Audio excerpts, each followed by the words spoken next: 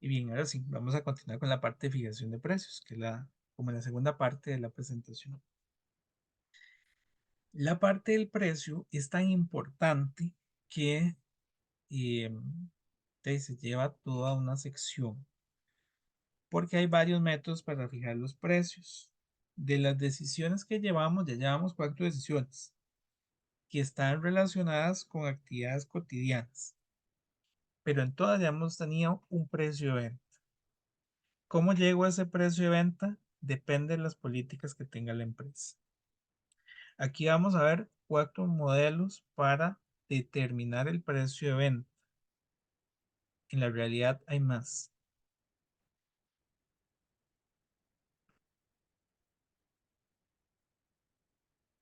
Em, bueno, nos dice por aquí que, bueno, definir a qué precio se coloca el producto, ¿verdad? Básicamente la decisión que estamos tomando aquí y que va a estar en función de elementos como, por ejemplo, la demanda que hay, la oferta que hay. No sé si recuerdan en el tema 5, sí, en el de presupuesto, que precisamente el precio era un elemento que estaba desde la planeación estratégica, donde había que ver el mercado, y pues de ahí hay un elemento que va a pesar bastante para esa fijación de precio, ¿verdad? ¿Qué precio está eh,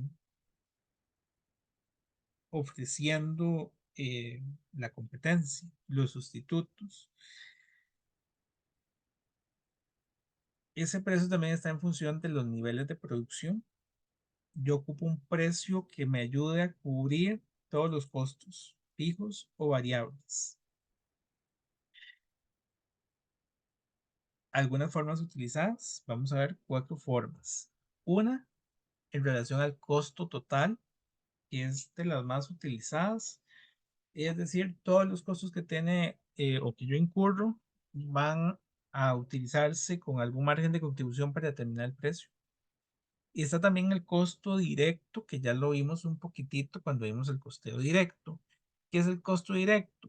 Un costo en función únicamente del precio, perdón, del costo variable. Un rendimiento, este, un rendimiento deseado. Ese rendimiento deseado, varía mucho. Puede ser que yo tenga o quiera un rendimiento deseado sobre, por ejemplo, el total activo o el total de, de patrimonio, o un rendimiento sobre las ventas o sobre algún elemento en particular, o la junta directiva decidió em, que ese iba a ser el rendimiento para ese periodo. Entonces, eh, esa es otra posibilidad, un precio en función de obtener ese rendimiento. Tenemos lo que son las cláusulas escalatorias, que bueno, ese también es un modelo, pero digamos que para fines prácticos se nos va a complicar un poco porque, ¿qué son las cláusulas escalatorias? Es cuando hay una regulación. Entonces, básicamente, en las cláusulas escalatorias hay, digamos, algún mecanismo de fijación de precio em, controlado, por así decirlo. Nosotros lo tenemos más o menos. Veamos el caso de los colegios profesionales, que algunos tienen como una tarifa mínima. Ahí es donde entra el tema de las cláusulas escalatorias. Y, está en función en algunos casos de contratos también, ¿verdad? Pero hay algún mecanismo que preestablece ese precio. Puede ser que haya una resolución, por ejemplo. Entonces, bueno, eso existe, pero no lo vamos a ver tanto, eh, porque de hecho es muy amplio, es todo un tema, porque inclusive llega a elementos de arbitraje internacional, porque se convierten en barreras de entrada, ¿verdad? Si yo fijo los precios por contrato en cierto rubro, ¿qué tan posible es que algunos de los competidores logren los costos para lograr ese precio, ¿verdad? No hay una libertad de mercado en ese aspecto. Pero bueno, está el modelo de las cláusulas escalatorias. Y el último que algunos de ustedes que ya llevaron el curso de finanzas 13 recordarán del EVA, el valor económico agregado. Entonces, en función del valor económico agregado a la empresa, determino el precio. Em, entonces, bueno, vamos a ir viendo cada uno. Vamos a ver cuatro, ¿verdad? Las cláusulas escalatorias existen. Por ahí está en la lectura, no lo vamos a calcular. El primero es con base en el costo total, es decir, aplicar al costo total el porcentaje de utilidad que yo deseo. Por ejemplo, la empresa se desea ganar un 20% de utilidad sobre el costo total. ¿Qué es lo que nos dice esto? Que es el costo más la utilidad, ¿verdad? Por eso les decía que es de los más utilizados, donde yo tengo, para mi ejemplo, que el costo de este producto está constituido por los gastos variables, los gastos de ventas, los gastos indirectos fijos y gastos fijos de administración y venta. Tenemos cuatro componentes. Vean que no me importa si son fijos o si son variables. Se llama costo total. ¿Cuánto es lo que me costó producir eso? No me interesa si son fijos o variables. Todos van a estar ahí. Producir este artículo me costó 100. Quiero una utilidad del 20%. Entonces, 100 por el 20% son 20. El precio de venta va a ser 1 más el 20%. 100 por el 20% son 20, entonces el precio es 100 más 20, 120. Este es el más utilizado, también es el más sencillo. Aquí no nos vamos a complicar en grandes fórmulas. Una alternativa a este es cuando nos dicen que el precio debe ser suficiente para cubrir, bueno, la propuesta aquí es que el precio debe ser suficiente para cubrir los costos variables y generar determinado margen de contribución. Eh, la alternativa es que nos digan que el costo es el 80% del precio. Esta es otra forma también de calcular. Aquí no es con la fórmula uno más el margen de ganancia que quiero, ¿verdad? Que aquí básicamente el final del precio es 100 por 1 más el 20, ¿verdad? 100 por 1.20 es 120 de precio. La alternativa es que nos diga más bien que el costo es el 80% del precio. Esto no sé si lo recuerdan de los cursos de contabilidad, donde lo que hacemos era dividir. Tengo exactamente lo mismo, el costo del producto es de 100, pero como nos dice que el costo es el 80% del precio, lo hago por regla de 3, ¿verdad? Costo es el 80%, precio es el 100%, entonces al dividir el costo entre el 80 me daría el precio de venta supuesto de 125. Hay que tener mucho cuidado de cuál es el método que nos están diciendo. Si es un porcentaje sobre el costo o si el costo es un porcentaje sobre el precio. Cuando es un porcentaje sobre el precio es dividiendo y cuando es un porcentaje sobre el costo es multiplicando. Nos va a dar cifras completamente diferentes. Bueno, en este nos da una cifra que la diferencia es de 5 unidades, no es tampoco tantísimo, pero sí nos van a dar siempre resultados diferentes, parecidos, pero diferentes. Parecidos porque, claro, por lo menos tienen que cubrir el costo unitario que ya teníamos. Eh, no sé si hasta acá vamos bien. En este, reitero, el asunto es determinar el costo total y a partir de ahí determinar el precio. Dos posibles fórmulas.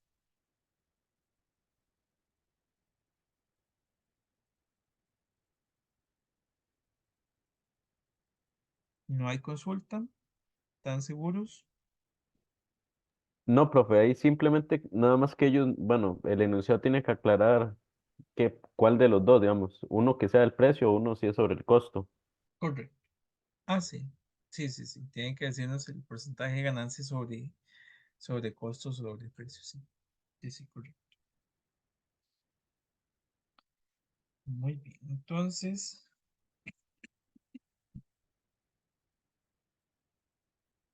em, vamos al que está basado en el costo directo. Este es muy parecido al anterior, pero ¿cuál es la variación? La variación es que yo no utilizo el costo total. Y yo lo hice énfasis en eso hace un rato. No me importaba y lo hice. El precio debe ser suficiente para cubrir el costo variable. Bueno, ahí nos faltó. Y determinado margen de contribución. Ahí debería ser el costo variable fijo y lograr ese margen de contribución. Bajo este supuesto nuevo, ¿verdad? Del costo directo, el precio únicamente va a cubrir los costos variables. Los costos variables exclusivamente. Entonces puedo poner exactamente el mismo ejemplo. De hecho, las fórmulas van a ser las mismas que en el anterior. La empresa se desea ganar un 20% de utilidad sobre el costo directo. Entonces, yo ahí tengo los gastos indirectos de fabricación variables, los gastos variables de administración y ventas, los gastos indirectos de fabricación fijas y los gastos fijos de administración y ventas. El costo variable, vean que es exactamente el mismo ejemplo de antes. ¿Cuál es el costo directo? Pues es aquel en el que yo habría eliminado la parte fija. El precio sería exclusivamente 60. Y sobre él determino eh, el margen de contribución. No sé si ahí estamos claros. Ya una vez que determiné el costo directo, le apliqué el porcentaje. Pero hay que tener claro que este basado en el costo directo únicamente utilizo como costo la parte variable. Y la parte fija no se utiliza.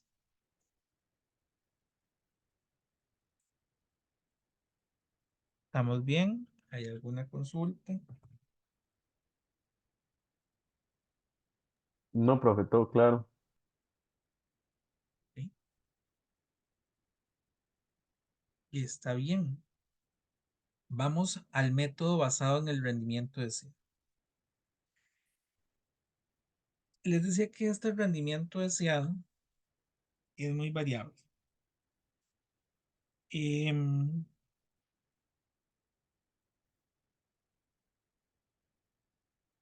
digamos, ese rendimiento deseado puede estar en función de algún elemento que tenga la empresa, puede estar fijado por la junta directiva. Por ejemplo, nos dice que el precio debe ser fijado en función del rendimiento que desean las empresas sobre la inversión total, una posibilidad, y tenemos esta fórmula. Tiene una doble operación. Vean que en el numerador yo tengo un elemento que está entre paréntesis, que está dividido entre U y todo eso está dividido entre el denominador, donde CT es el costo total de unidades vendidas y F es la inversión fija, en este caso activos no circulantes. Puede ser otro elemento y F es la inversión que vamos a tener como base, porque el rendimiento estaría en función de algún elemento, ¿verdad? Entonces, es en función de el activo total, o en función del activo fijo, o en función del patrimonio, ¿verdad? Entonces, entendamos que la inversión total IF es una inversión fija que tiene la empresa y un ejemplo el más común es activos no circulantes. Y V es la inversión variable, capital de trabajo expresado como un porcentaje de las ventas. R es un rendimiento deseado, es lo que ellos quieren ganarse. Entonces, por ejemplo, si quieren ganar un 20% del activo total y U son las unidades vendidas. Entonces, veamos un ejemplo.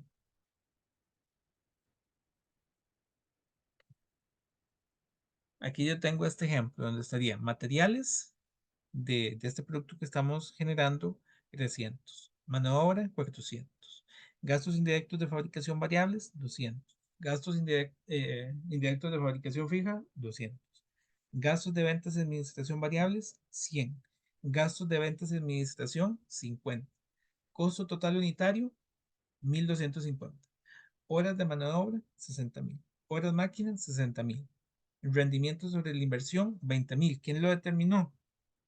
Junta directiva o algún elemento de la empresa. Activo circulante, 60 millones. Rendimiento sobre el activo circulante, 25%. Unidades que se venderán, 60.000. Bueno, ahí todos son 60.000. Son 60.000 horas de mano de obra, de máquina y unidades, pero eso es pura coincidencia. Pueden ser diferentes. Entonces, ¿qué haríamos? Vengo con la fórmula. Ah, bueno. Y no la copié. Es esta. Le tengo costo total, rendimiento, inversión, unidades, uno menos rendimiento menos inversión variable, que es la propiedad de trabajo. Entonces, vamos a ir identificando. El costo total, vean que aquí es el costo unitario de producir el artículo. Aquí está. Pero es costo total, entonces está multiplicado por las unidades. De ahí surgen estos 60.000. Más el 20%, que es el rendimiento sobre la inversión, multiplicado por 60 millones de activos circulantes. Y en este caso, esos 20 millones se están obteniendo sobre el activo circulante. Reitero, puede ser sobre otro elemento, activo fijo, patrimonio. Esto porque a veces se les da otro nombre y ya con eso se pierde. Se pierde.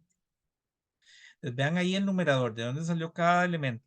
Ahí, para que lo tengan en cuenta, son las unidades por el costo por unidad, más el rendimiento sobre la inversión por la inversión.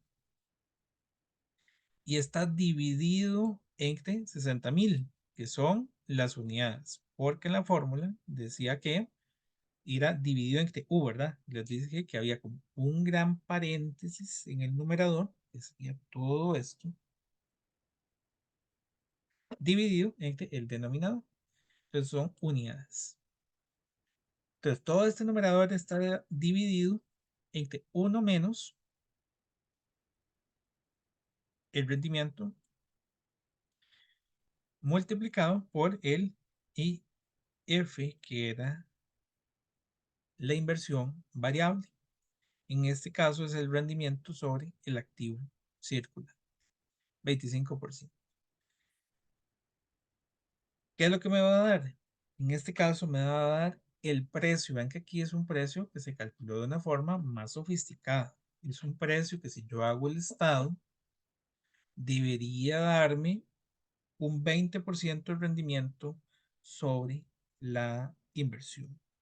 Debería darme, que son 12 millones, básicamente. Eh, entonces, para que lo tengamos por ahí, déjenme ver si tiene algo más este ejemplo. ¿No? Ahí queda el ejemplo. ¿Dudas con este?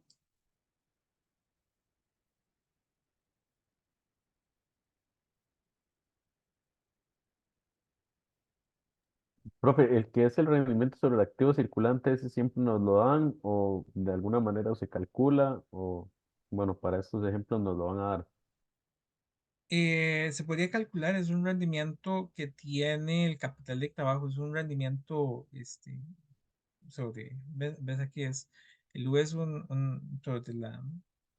sobre las ventas, un rendimiento que queremos sobre las ventas. Bueno, generalmente se lo vamos a dar. Y si lo tuviéramos que calcular ahí, me habría explicado también en el ejercicio a qué correspondería, ¿verdad? eh, pero es un porcentaje sobre las ventas en este caso. Sí. Una otra consulta. No, profe, eso sería. Ok. Sí, sí, no, ahora, bueno, tal vez me da tiempo de hacer un ejercicio. Yo creo que sí. Vamos a ver qué hora es. 8:08. Yo creo que me va a dar tiempo de hacer un ejercicio de ejemplo de estos. Entonces, de ahí va el tema de esos precios de hoy.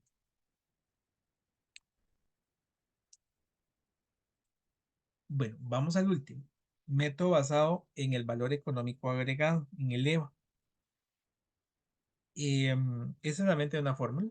Bueno, dice que con base en el EVA deseado por los accionistas se determina el precio al cual se van a colocar los productos o servicios, de tal forma que el capital reciba una contribución justa. Elementos que voy a ocupar para el EVA: la inversión que tiene la empresa, 1.100.000, el costo de capital, 10%. Ya que nos lo dan el costo de capital, recuerden que ustedes en Finanzas 2 vieron cómo se calculaba. El EVA deseado, que esto lo va a determinar los accionistas o la junta directiva o alguien, ¿verdad? Alguien nos lo tiene que determinar. Queremos un EVA en este caso de 150.000. Los impuestos, 35.8. Los costos totales unitarios, 12.80. Y las unidades a producir, que bueno, en este caso eran 50.000 unidades. Vamos a tener una fórmula también. Esta es la fórmula. La fórmula dice que es el costo de capital más el EVA dividido entre 1 menos T, está considerando el impuesto, más el costo total entre las unidades es igual al precio. Entonces, es simplemente una sustitución. El costo de capital son 1.100.000 por el 10%. Eso es lo que llevamos acá, a los 110.000. El EVA deseado, los 150.000. Aquí tendríamos 1 menos T, aquí está T, y 50.000 unidades, y el costo total corresponde a las unidades. Bueno, aquí ya le pasé por encima a todos.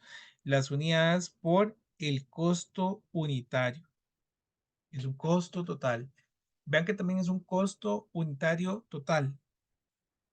Es decir, combina fijos y variables. De hecho, prácticamente todos combinan fijos y variables, ¿verdad? El de hace un rato también tenía fijos y variables. El único que tiene únicamente variables es el directo. En este caso, el precio de venta por unidad me da 20.9. ¿Dudas con este?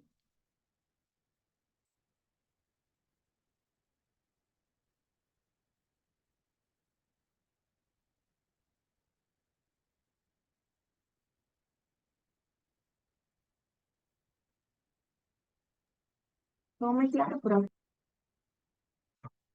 Voy a hacer una comprobación. Me parece que es lo que en este.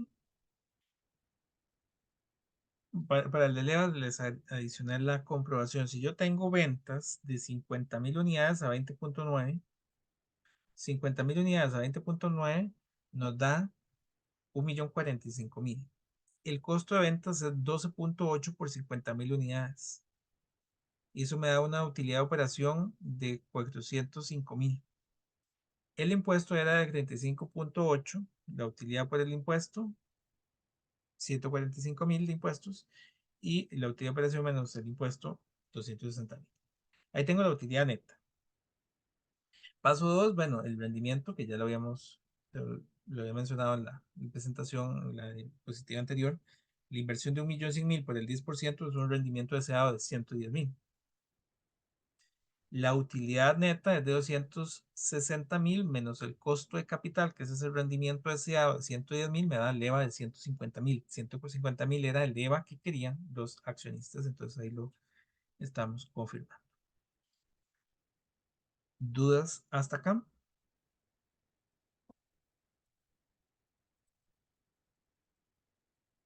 ¿Sí se recordaron de esto en finanzas, más o menos?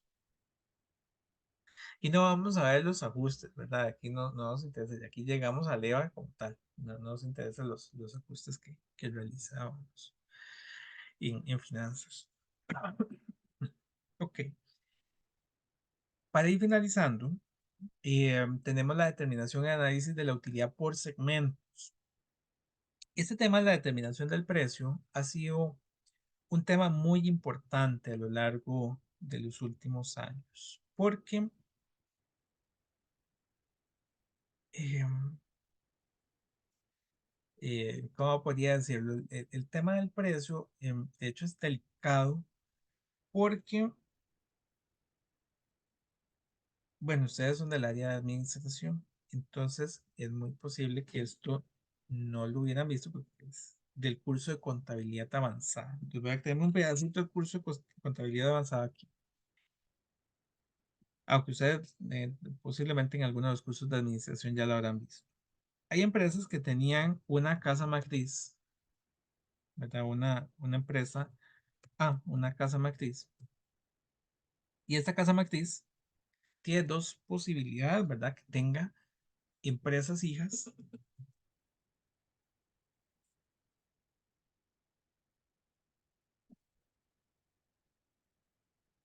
como sucede, por ejemplo, en el caso, vamos a poner cualquier transnacional, por ejemplo, Intel. Intel tiene su casa matriz en Estados Unidos y tiene sus subsidiarias en, por ejemplo, Costa Rica, tiene su subsidiaria en Costa Rica. Entonces, hay unas operaciones que se dan entre compañías, o por ejemplo, Toyota o Dell, o, ¿verdad? Muchas de estas empresas tienen sus subsidiarias en diferentes partes del mundo y resulta que ellos tienen operaciones entre sí. La empresa B le vende servicios o le vende productos a la empresa A, la empresa A, a la empresa C, y entre ellas tienen relación, ¿verdad? Inclusive aquí puede ser que la empresa B tenga alguna relación con la empresa C, le venda alguna cosa. Eso siendo matriz y subsidiaria, también puede ser que yo compre a otra empresa, ¿verdad? Que la empresa A compra a una empresa que nada que ver, ¿verdad? Hay una empresa X que es la empresa de distribución. Entonces compre la empresa de distribución, tiene control sobre la empresa de distribución porque es la dueña y de igual forma tiene también ahí vínculos con esta empresa. Bueno, también puede ser que tenga vínculos con las subsidiarias. Aquí hay dos elementos que son importantísimos. Uno, ¿a qué precio se venden entre sí? Porque son, por así decirlo, del mismo dueño, ¿verdad? Si yo veo, bueno, sí está bien. La empresa A es la dueña de B, o bueno, ¿verdad? Tiene y de C, y bueno, también es la que había comprado la empresa de distribución. Y entonces, cuando B vende, ¿a qué precio le compra? Tiene que venderle.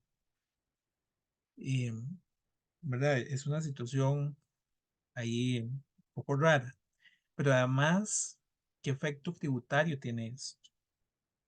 Porque resulta que,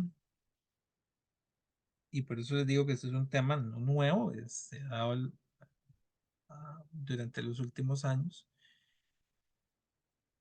¿Cuál es el precio al que ellos se estarían realizando sus transacciones? Surge un tema muy interesante que de hecho uno de los grupos lo tiene para investigación, que son los precios de transferencia. Los precios de transferencia son los precios a los que debe transarse entre segmentos del negocio, entre esas subsidiarias y la casa matriz y empresas sobre las que tenga control, porque también aquí podría haber una empresa con la que tuvieron un acuerdo conjunto, que no es dueña, bueno, la empresa A no es dueña de esa empresa con la que hizo el acuerdo, pero sí hicieron un convenio y entonces también tienen precios especiales porque sucede que la empresa A y la empresa con la que hicieron el acuerdo, uno es el papá y el otro es el hijo y entonces se dieron un precio especial. Bueno, esas situaciones se prestaban para este, poner precios simbólicos que inclusive en algunos casos iba a llegar a hacer que alguna de las empresas tuviera pérdidas, transfiriera esas pérdidas a las otras compañías y pues tiene un efecto tributario importante.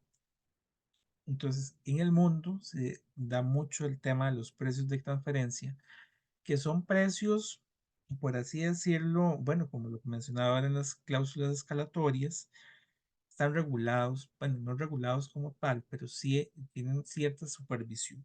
En el caso de Costa Rica, si hay una empresa que es casa matriz y subsidiarias, las transacciones entre las dos partes tiene que haber una factura y se tiene que cobrar un impuesto y ese impuesto tiene que ir a el Ministerio de Hacienda, ¿verdad? Propiamente.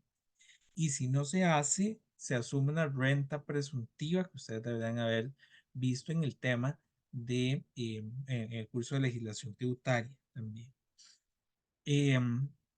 Si es con partes relacionadas, sucede lo mismo. Y el tema aquí es que, ¿cuál es el precio, verdad? Regresamos a la incógnita. Está bien, Hacienda nos obliga que hay que facturar entre la casa matriz y las subsidiarias, o empresas con las que se tiene acuerdo, o empresas sobre las que se tiene control, pero ¿a qué precio? Entonces, tiene que ser a precios justos, a precios de mercado. Em, Hay legislación al respecto, hay varios decretos y bueno, los despachos grandes, bueno, también pequeños, se dedican a esto. Son estudios que en su momento tuvieron gran apogeo y ahora pues no le quito mérito, pero ahora ya tienen precios más razonables y se convierte en un elemento obligatorio. Ahí tal vez a algunos de ustedes les llegue a interesar este tema en el futuro. Y es a qué precios entonces debe transarse entre segmentos del negocio. La determinación y análisis de la utilidad por segmentos, que está enmarcada en lo que son los precios de transferencia, precios que están determinados para eh, grupos empresariales, que no pueden transarse a un precio antojadizo, sino a precios justos, a precios que son parecidos a los que deberíamos cobrarle a, a cualquier otro en el mercado, ¿verdad? Si viene un tercero, yo debería cobrarle el mismo precio que le estaría cobrando a la parte relacionada, a la subsidiaria, a la casa matriz. Básicamente a eso es a lo que estamos llegando. Hay formas para hacerlo. Este, hay diferentes fórmulas de realización.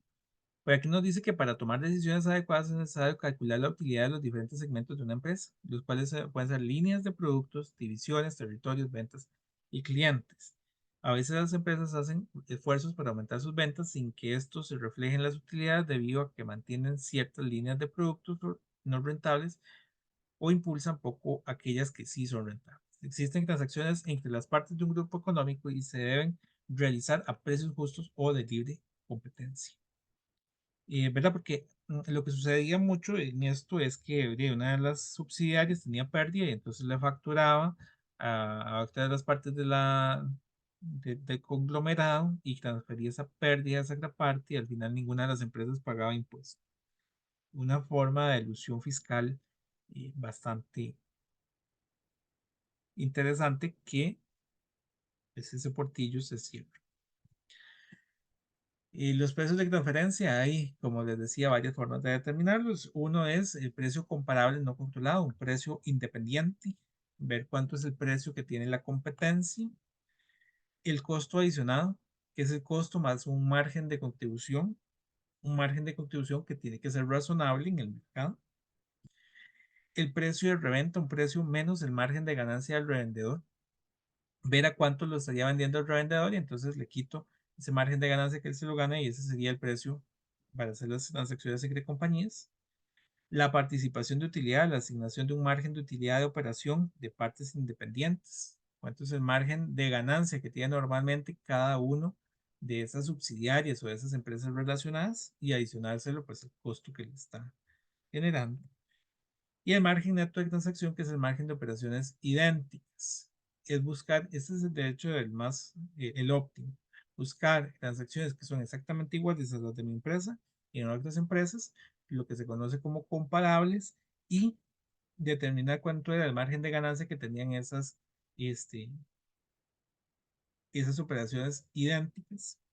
Tiene que ser completamente igual. Y yo tendría que tener los mismos precios que esas otras partes independientes. Y no lo vamos a profundizar en el curso. Una de las investigaciones nos va a profundizar un poco más de esto, pero es un tema muy relevante en el mundo empresarial. Hay un video en en el campus para que lo vean. Hay una nota técnica que es importante que lean, porque el precio de el tema de los precios de transferencia es un tema que no puede ser omiso para ustedes, dado que tiene una implicación tributaria. ¿Verdad? Si ustedes llegan a trabajar en un conglomerado, no pueden ir a decir que vamos a ir a facturarles ahí al precio que me dé la gana. No, no, vean que hay 5 formas para determinar cuál es el precio que vayan a tener entre las partes relacionadas. Y los supuestos que tiene la determinación de esos precios es que el precio mínimo es el costo variable. Entonces, cuando yo hago la determinación del precio de transferencia, el precio entre compañías, no puede ser menos del variable, porque si no, no tiene lógica, ¿verdad? Si el precio variable es de 5, ¿cómo le voy a cobrar a una parte relacionada menos? Estaría perdiendo. El precio máximo es el del mercado. Si en el mercado el precio de venta es de 100, 100 es el máximo. Yo no puedo, porque le voy a cobrar 120.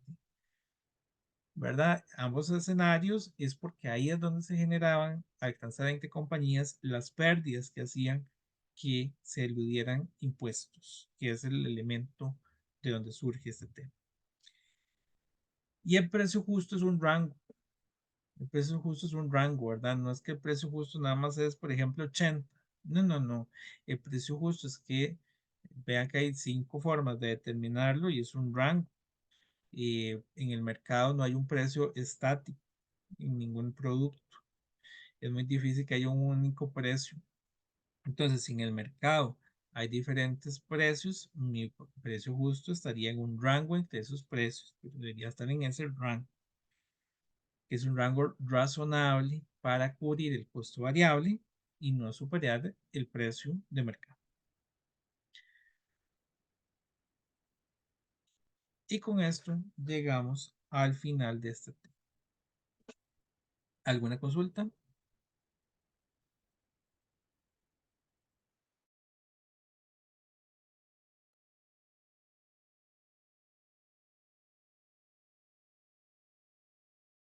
¿No? ¿Están seguros?